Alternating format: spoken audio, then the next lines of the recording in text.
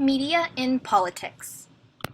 Media has an enormous power to influence attitudes and set the agenda for political discourse and debates. Newspapers and television have been some of the most influential forms of media in the past as sources for news, the analysis of political issues of all kinds, and information about elected officials and candidates. In the 1600s, the first form of the newspaper was invented. As the 19th century began, newspapers and commercial press, supported by increasing advertising, developed into a profitable industry, and journalism gradually acquired a professional basis and an ethic of objective reporting. In 1895, the radio was invented, and from that point on, it was the biggest threat to the newspaper for media coverage, especially when radio broadcasting began in the 1920s. In 1927, television was invented, and from then to the 1940s, television posed little threat to the newspapers because most people didn't have one and they had no economic reach in the advertising business yet. But in the 1950s, television started to compete with advertising with the newspapers, and their rapid rise in the 1950s was matched by the continued rising costs in the newspaper business.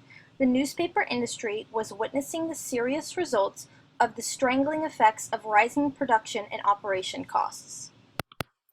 At that point, after World War II, television was in more than 95% of U.S. households, and it showed its superiority over the newspaper in influencing politics in the 1960 presidential debate Kennedy versus Nixon. The best example of how media has affected politics in the past would be the Kennedy versus Nixon debate in 1960. 1960 election year debate between Nixon and his rival for the presidency, John F. Kennedy. That event was the first of its kind to be broadcast on national television. It permanently altered the political landscape. It changed not only how America selects its leaders, but why. It was like Miss America. You picked the more attractive of the two men, and that's how Jack Kennedy beat Richard Nixon. He turned out to be the more attractive guy. At the time, Senator Kennedy was far less familiar to the American public than was Nixon. But on television, his good looks and evident composure provided an excellent calling card. Media has played a major role in politics and in presidential campaigns recently. Media and the telecommunications industry is one of the largest and most profitable sectors of the U.S. global economy. Since its first takeover in the 1960s, television ads have become predominant features of the U.S. electoral campaigns. Commercial broadcasters spent $3 billion for political advertising in the 2010 campaign, and $6 billion in the 2012 campaign. Journalism and newspapers in particular are facing severe threats. Since the social media blow-up in the early 2000s, newspapers continually suffer from revenue declines. Some feel that vital important stories are less likely to be covered. Over the years, television has moved away from 24-hour broadcasting to the quick, planned, formalized programming people now see today. People now graze the news instead of regularly keeping up with it. According to the graph from Pew, it seems to start around 2007 when people spend less time regularly keeping up with the news and more time just glancing at it. Media, such as tabloid media and social media, have become increasingly popular. According to Pew Research Center, in 2012, 53% of voters says they use social networking sites like Twitter and Facebook to follow politics because they felt the information was more reliable than what they received through traditional news media.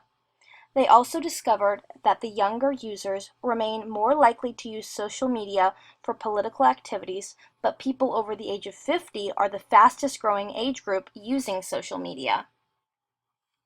In 2010, they recorded more people using the internet as a source of news than newspapers. The internet trailed only behind television among American adults as the most common destination for news. According to research from Pew, online newspapers have increased in popularity, whereas traditional newspapers have decreased in popularity. Overall, newspapers have decreased in popularity due to the emergence of new types of media and updates to old types of media.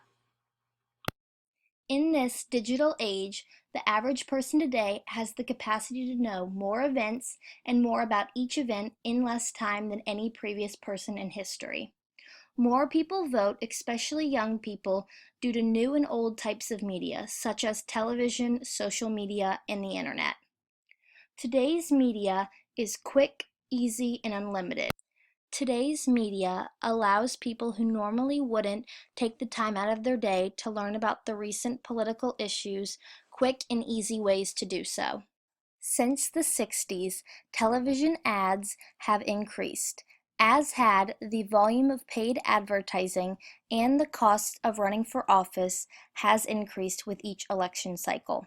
A number of scholars have found a corresponding decline in both the quantity and quality of election coverage in news media, especially television news. This is a negative consequence of increasing media involvement. Other consequences are uneducated voters or incorrectly educated voters voting due to what they hear on television, read on the internet, and social media, regardless if it's true or not. Also, campaign journalists often focus on the poll races and the political figureheads at the expense of hard news and unbiased investigative reporting.